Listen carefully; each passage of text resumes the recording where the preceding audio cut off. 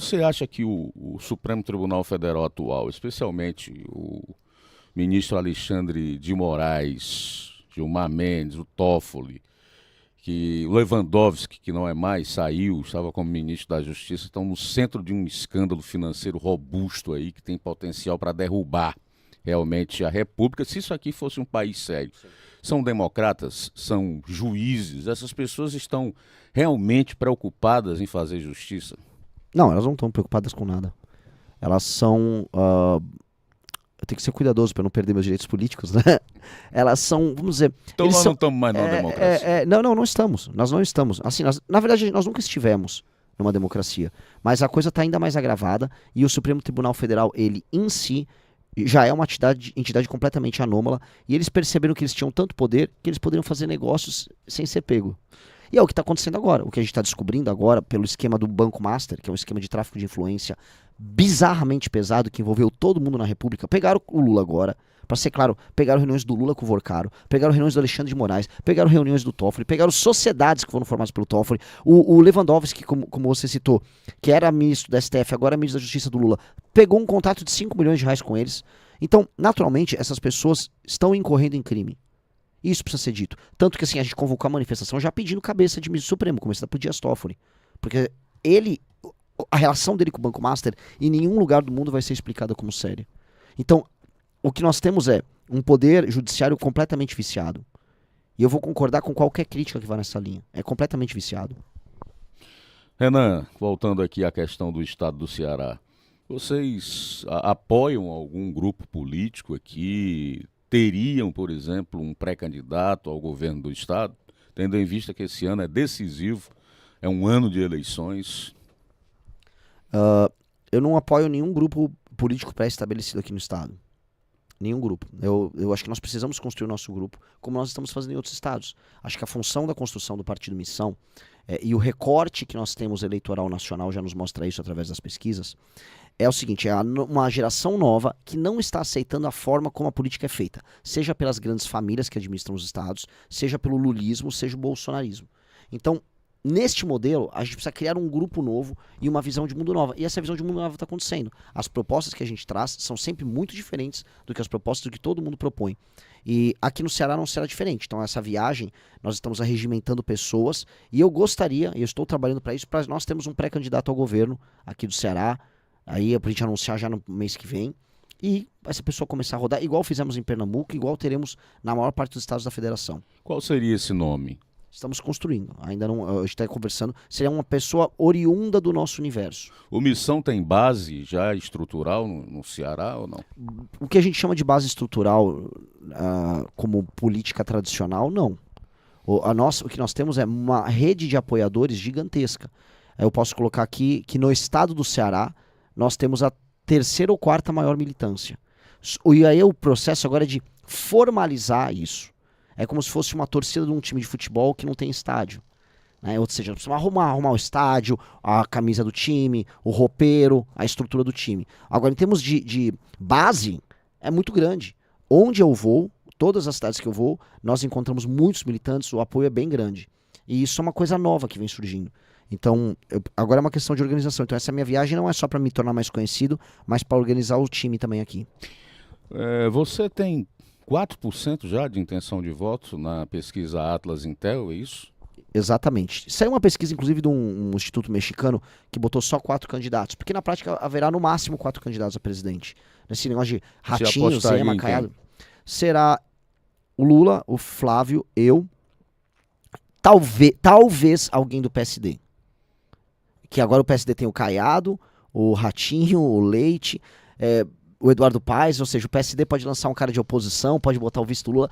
O PSD é aquele típico partido que não deveria existir, porque ele não tem lado. Ele fica aqui jogando um xadrez que assim, eu posso ser oposição, tá, mas eu posso ser situação. Que isso? Vocês não têm opinião política?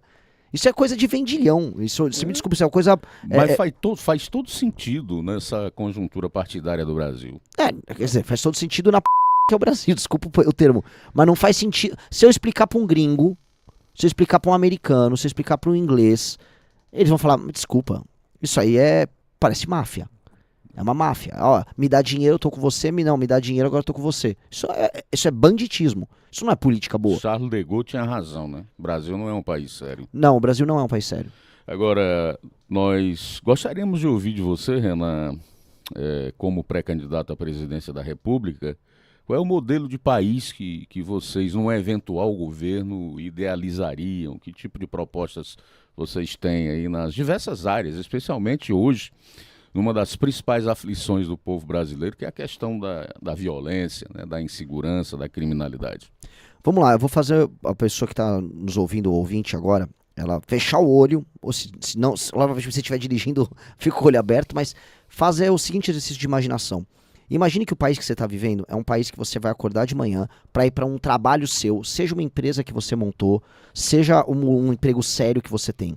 No caminho você deixou seu filho na escola e essa criança chegou numa escola limpa, arrumada, que não está tocando funk, em que ela vai ter um ensino simples, direto, básico, ela vai aprender a fazer as operações matemáticas certas, falar o português direitinho, e você sabe que não há risco nenhum de ninguém do crime organizado abordar teus filhos. Você vai voltar e voltar, e a única coisa que você vai ver no caminho é uma rua limpa, você não vai ver sujeira, você não vai ver música alta, você não vai ver desrespeito às pessoas no meio da rua, você não vai ver político vagabundo fazendo distribuição de santinho, comprando voto das pessoas escondido. Você vai voltar para sua casa à noite sem medo de ser assaltado, porque haverá uma prisão gigantesca em que os bandidos estão sendo levados como se fossem animais. Você vai andar em todos os bairros da tua cidade, porque nós recuperamos o território da cidade com o direito penal do inimigo e eliminamos os faccionados. Quando eu falo eliminar, tiro no peito de faccionado para nunca mais levantar. Eu tô falando de um lugar que quando essa mercadoria dessa cidade que você imaginou for ser levada para outro, ela tem ferrovia, ela tem estrada, ela tem portos. Eu tô falando de um estado do Ceará que você vai ter muita produção agrícola nos interiores e uma economia diversificada com serviços e indústria que precisa ter para você formar a classe média e não depender do estado. Aí esse caminhão que sai, ele foi lá para São Paulo. São Paulo vai ser um centro, um polo de tecnologia, um polo que disputa espaço com empresas de tecnologia com o mundo inteiro, produz também avião, como tem a Embraer, e produz um agro com alta tecnologia. Aí depois você vai para o Centro-Oeste e você está beneficiando e produzindo coisas mais complexas a partir do agro brasileiro. E você vai para a região Sul, mesma coisa, a complexidade econômica aumenta. E você vai ver que você tem um país rico, próspero, que consegue se defender porque vai ter forças armadas decentes, que consegue ter bomba atômica ao longo dos próximos 20, 30 anos. O que nós queremos construir é esse Brasil. E ele passa por prender e matar vagabundo, mudar as leis penais para fazer com que o crime organizado desapareça, criminalizar a compra de voto, fazer com que as cidades pequenas se tornem autossustentáveis, colocar interventor nas cidades pequenas, caso necessário. Ou seja, se a cidade é administrada por um vagabundo e esse vagabundo fica só distribuindo emenda como se não houvesse amanhã, desvia emenda para comprar voto, e acontece aqui na região. Tem político que faz isso. Tem uma Júnior Mano, tem um cara que chama Júnior Mano que vivia fazendo isso, é famoso por isso. É o rei da emenda, o rei da distribuição de emenda, compra de voto. Esse cara vai ficar na cadeia por 20, 30 anos por comprar voto. E o cidadão que quiser vender o voto dele também vai pra cadeia. Então avisando pra você que tá me ouvindo na rádio, se vender voto comigo no governo, eu vou te prender, tá? De maneira clara. Nós vamos tornar o Brasil um país sério. E país sério tem lei e ordem, não tem bagunça. Nós vamos acabar com a bagunça. Certo. Um dos grandes problemas do Brasil hoje, na minha opinião, é o grande número de municípios que nós temos sem condição nenhuma de sobrevivência se não for com os repasses federais, convênios e etc. Queria que você falasse um pouco mais aí sobre essa proposta de fusão de municípios. Como é? Olha, que maravilha que você gosta dessa proposta, porque esse é um dos 10 maiores problemas do Brasil. De longe. Nós temos municípios vizinhos aqui que tem 10 mil habitantes e que o líder político, autodenominado líder político, tomou o poder lá, cooptou a classe política, a sociedade com empregos, não é? Fez do poder legislativo uma extensão da prefeitura e vai passando. E essa é a história de pelo menos 2.000, 2.500, 3.000 municípios brasileiros. Essa é a base dos municípios no Brasil. Um cara emancipa um município e faz um município novo para que o grupo político dele possa usar a estrutura dessa nova prefeitura para comprar as pessoas. E aí o resto do Brasil paga. Isso vai acabar. Nós temos que reduzir de 5.000 e poucos municípios para, no máximo, estourando 2.800, 3.000. No máximo, estourando. A gente tem que fundir 2, 3, 4, 5 municípios e ter só uma administração, com no máximo 9 vereadores e um prefeito só. E aí entra outra parte dessa reforma administrativa.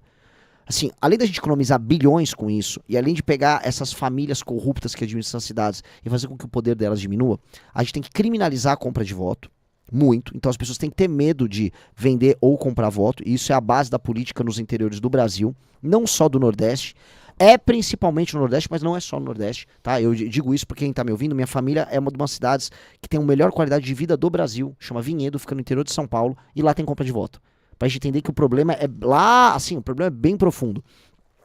Nessa toada, nós temos que pegar também e colocar índices de desempenho para que um prefeito que entre não e que entende que política é sobre comprar voto, aí faz aquele show, sabe? Todo ano tem o famoso show que eles trazem um cantor famoso e a população acha, o meu prefeito é muito bom, como esse prefeito é bom. Pois bem, tá proibido de fazer show se você não melhorar a cobertura de esgoto, tá proibido de fazer show se você não melhorar o número de homicídios e o número de assaltos que tem na cidade, tá proibido de fazer show se você não melhorar o índice SAEB na educação, tá proibido de fazer show se você não diminuir as filas que tem no atendimento da saúde, ou seja, indicadores que o prefeito não consegue cooptar, e quem vai controlar isso é o governo federal, através dos índices que podem vir do IBGE, do IPEA, existem institutos que podem pegar. E aí esses índices vão metrificar, ou seja, vão estabelecer o que é um prefeito bom ou ruim. Se o prefeito não cumpre o índice básico, o prefeito fica inelegível. Se ele cumpre, ele pode concorrer novamente. Agora, esse é o Renan, jogo. tudo isso na teoria é muito bonito, bacana, beleza. Na prática, como fazer com o Congresso que nós temos, com o povo que nós temos, com as elites, inclusive a financeira que nós temos, que é a que a gente sabe que manda no Brasil, são os bilionários, os donos de bancos. Como fazer isso? Sair da teoria para a prática. Ok. Eu digo que a política que o governo federal tem que ter com o Centrão, que é quem manda no Congresso, e quem não gostaria de passar isso aqui, é seduzir de um lado e ter um porrete gigantesco batendo do outro. E como isso funciona? Eu não teria problema algum em chamar esses partidos malditos do Centrão, como eu citei agora o PSD, e falar, me nomeie uma pessoa honesta e séria para trabalhar comigo e para compartilhar das nossas vitórias. Agora, se eu ver você andando errado no Congresso, se eu ver qualquer resquício de compra de voto via orçamento secreto, a Polícia Federal vai prender vocês. E nós vamos para cima de vocês como se não houvesse amanhã. E sabe quem tá fazendo isso agora, né? O Lula. O Lula, meu inimigo, o Lula, eu vou ter que falar aqui que há um acerto do governo deles, ele botou o Flávio Dino, e o Flávio Dino tá pegando todos os crimes cometidos através do orçamento secreto e tá indo pra cima dos deputados do Centrão. Foi agora pra cima do Arthur Lira. Tá certo. E o meu governo eu vou fazer isso vezes 3. Eu vou pra cima dos caras. A Polícia Federal tem que garantir a lei. É crime contra a democracia muito maior do que aquele pessoal que a gente estava conversando agora há pouco. O que os políticos fazem? Desviar a emenda para comprar voto. Ora, se o voto é comprado, tem democracia? Não tem democracia. Então, se tem voto comprado, tem que cair. Então, o que nós vamos fazer? É uma política muito clara. Nós vamos criminalizar todas essas práticas corrompidas, que já são crime, tá? A gente só tem que fazer a lei ser cumprida. E, paralelamente, para nenhuma medida fugir da sua pergunta, eu vou entrar no poder, no começo do meu mandato, nos primeiros dias, nos 5 primeiros dias, eu vou entrar com estado de defesa e eu vou destruir o crime organizado. Eu vou passar 3 meses rodando o Brasil, igual eu tô rodando de carro agora. Só que aí eu vou rodar com equipamentos melhores, né? E vou em todas as favelas e todos os bairros, todas as cidades tomadas pelo crime, junto com as polícias locais, vou tocar o terror nesses caras, nós vamos eliminar o crime organizado, nós vamos construir um presídio enorme, e iniciar no dia 1 já a construção desse presídio enorme para colocar os bandidos lá dentro, vamos matar o tráfico de drogas que existe no Brasil, vamos jogar lá para baixo a violência, e eu só vou parar essa guerra, eu só vou parar de fazer sair sangue do corpo do bandido a partir do momento que uma pessoa esteja segura para sair da casa dela e ir pro trabalho com o celular na mão, sabendo que não vai ser roubada. E isso vai acontecer nos 6 primeiros meses de mandato. E eu duvido a minha popularidade não subir para mais de 80%, igual subiu com o Bukele em El Salvador, igual nós temos agora o governador Cláudio Castro, que fez uma operação, e foi só uma operação, e a popularidade dele disparou, porque as pessoas sabem reconhecer. E feito isso, vai alterar minha relação de forças. Eu vou estar altamente popular, enquanto que o Congresso bandido, se for lutar contra essas medidas, vai ser atacado. Com a Polícia Federal ainda no rabo. Aí eu quero ver esse Congresso pular. Eu vou querer ver eles não passarem nos projetos sérios que a população quer. Agora eu quero tocar num tema que, ao contrário, vai deixar você altamente impopular, principalmente aqui no Nordeste. O que é esse mutirão anti-Bolsa Família? É o seguinte, nós vamos adotar uma série de políticas para fazer com que as pessoas saiam do assistencialismo e vão para o emprego formal.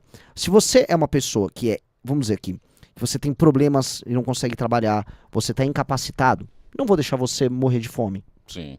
De maneira bem simples, você não vai morrer de fome. Você vai viver e você vai andar e a vida vai correr. Dito isso, se você é uma pessoa capaz que não está procurando emprego, você não vai ficar com o Bolsa Família por muito tempo. É um programa que tem que ser passageiro. Se não for percebido por parte do Estado que você, no mínimo, não está tentando arrumar um emprego, eu não vou te ajudar. Porque você tem que se ajudar também. Nós temos que ajudar as pessoas capazes e plenas para trabalhar e produzir, a trabalhar e produzir. Agora, eu criar uma indústria que eu só estou dando um dinheiro ali, não faz sentido. É injusto com todo mundo que está pagando a conta. Sabe por quê? Existem no Brasil milhões de pessoas que estão pagando essa conta de maneira muito dura. Às vezes um rapaz, ele é um entregador. Esse entregador, ele tem que trabalhar 9, 10, 11 horas por dia para levar comida para casa dele, para poder se sustentar. Corre risco de ser assaltado, ganha um salário baixo. E ele não recebe Bolsa Família, nem pode receber Bolsa Família. Esse entregador, ele é o herói brasileiro. Para honrar esse entregador, que está trabalhando muito e que pega uma parte do salário dele e vai sustentar o Bolsa Família de alguém, eu tenho que fazer outra pessoa do Bolsa Família também começar a ralar. Porque não é justo com esse cara. As pessoas mais pobres, proporcionalmente, pagam mais impostos que os mais ricos. Então as pessoas mais pobres que estão ralando, estão pagando o Bolsa Família do outro. E aí na vida você tem que ter lado. A pessoa que fica no muro, essa pessoa, ela mente. Então eu não vou ficar no muro. Eu tô do lado de quem tá ralando agora. Quem não tá ralando, eu quero fazer ralar. É isso, de maneira clara. E eu sei que tem gente que recebe Bolsa Família e faz o bico pra sobreviver. Legal. Você tá ralando, você tá na informalidade. Beleza. Eu quero que melhore isso. Eu quero que você tenha um emprego mais formal. Eu quero que você ganhe dinheiro. Eu quero que a sua vida melhore. O que eu não vou aceitar, porém, é a cultura da leniência com o nada a fazer. Que não é a maioria dos usuários do Bolsa Família, mas que existe e muito. E existe agora, inclusive, uma cultura de celebração de não trabalhar para receber Bolsa Família, que tá rolando no Maranhão. Influenciadores gigantescos. Olha, tô com meu Bolsa Família, comprei uma roupa aqui legal, comprou um celular com isso. Isso é para fins alimentares. É para você não morrer de fome. Você está comprando um celular, então você tem renda vindo de outro lugar. E celebrando isso, que é uma celebração do erro. A pessoa que celebra o uso do dinheiro do Bolsa Família para ostentação, ela é muito parecida com a pessoa, com o bandido que faz aquela... Você viu aquele Daniel Vorcaro do Banco Master, que faz umas... e fica ostentando uma casa gigantesca lá em Trancoso, uma casa de dezenas de milhões de reais. E a ostentação, em grande medida, com o erro, ela não é correta. A partir do momento que uma sociedade começa a ficar viciada e começa a ostentar a injustiça, ela está errada do topo à base. Isso não pode ser aceitado. Quero agradecer aqui ao Renan Santos, que é o pré-candidato do Missão à presidência da República, pela vinda aqui ao nosso programa, pela participação no Jornal Ceará. Renan, eu gostaria que você, nessa etapa final aqui do nosso bate-papo, deixasse aí a sua mensagem final para todos que nos escutam através da Rádio Ceará. Agradeço demais o pessoal da Rádio Ceará. Meu recado final é bem simples. É possível fazer as coisas diferentes do que elas são feitas. É possível fazer sua vida ser muito melhor. Mas isso precisa ser diferente. E nós estamos acostumados no Brasil inteiro a fazer o errado por muito tempo. E aí a gente acha que o errado é o normal. O errado não é o normal. A gente vai precisar de um remédio amargo para melhorar a vida de todo mundo. O remédio amargo para destruir o crime organizado. O remédio amargo para acabar com o político vagabundo que faz com que sua vida seja uma porcaria. O remédio amargo para fazer com que os dias sejam melhores, que o emprego exista, que a renda exista. Mas tudo começa com remédio amargo. Se alguém te propor sempre que tudo vai ser bom e tudo vai ser fácil, como todos os políticos fazem, eles mentem pra você. E é por isso que sua vida tá ruim há décadas. Pois bem, eu proponho o seu remédio amargo. Eu sou o remédio amargo. Eu não tô aqui pra fazer você dar risada, eu não tô aqui pra fazer você se divertir, nem te dar um presente. Agora, o remédio amargo traz a cura. E a cura te liberta. Então, se você tiver procura de libertação, venha conhecer nosso trabalho.